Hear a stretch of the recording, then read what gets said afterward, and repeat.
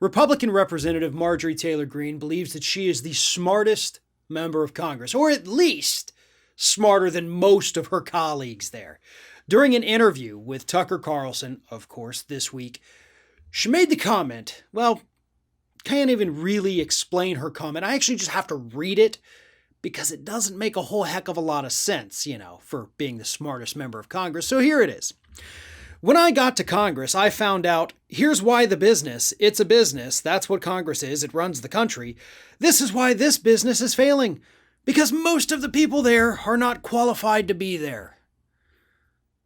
It's a business, and the business is failing, apparently, according to, again, a qualified member of Congress.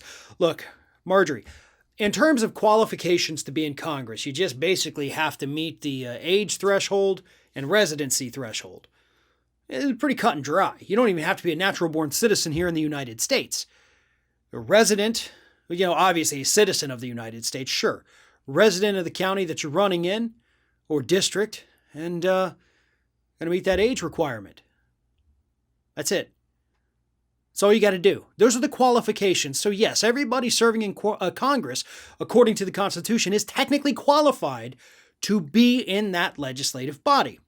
Now, we could argue back and forth all day about who is actually qualified to be there.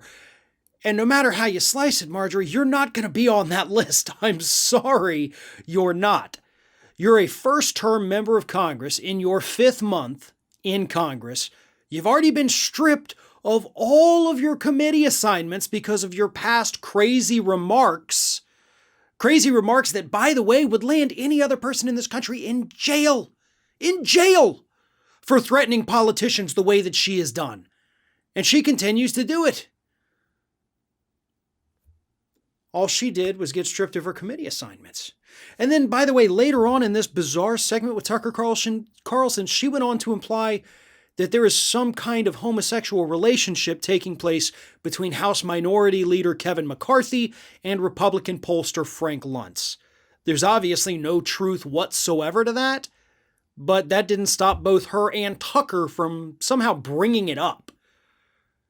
These are two deranged individuals talking about absolute fantasy worlds that the two of them have created, and they're basically making this shared psychosis together, Carlson and Taylor Greene. None of what they said was true. None of what they said was based in reality, but they still were allowed the opportunity to go on the air and say whatever the hell they felt like without any kind of consequences at all. I mean, they're openly saying these things about people they know are not true. It's ridiculous, and she still has the audacity to act like she's qualified to be in Congress, even though she inherited a business, from her parents. They basically handed it down to her. She worked there for a couple years before leaving. Okay, you didn't ever build a business. You barely even ran a business. You sure as hell couldn't create a business on your own. Everything in your life has been handed to you on a silver platter, just like your congressional seat, because you ran unopposed.